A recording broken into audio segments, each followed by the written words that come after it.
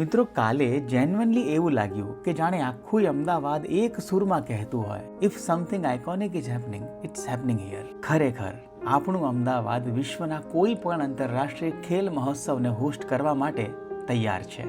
એક ગુજરાતી તરીકે આપણને સહુને ગર્વ થાય એવી આ વાત છે. Ahmedabad is set to be announced as the host for the 2030 Commonwealth Game. જેમ ઓલિમ્પિક્સની મસાલ જુદા જુદા લોકેશન પર ટ્રાવેલ કરતી હોય છે, એવી જ રીતે કોમનવેલ્થ ગેમનું આ બેટન હજારો કિલોમીટર ટ્રાવેલ કરીને અમદાવાદ આવ્યું છે. બેટન ઉચકતી વખતે ખેલાડીઓનો વધેલો જોશ એમની ચમકતી આંખોમાં સાફ દેખાતો હતો.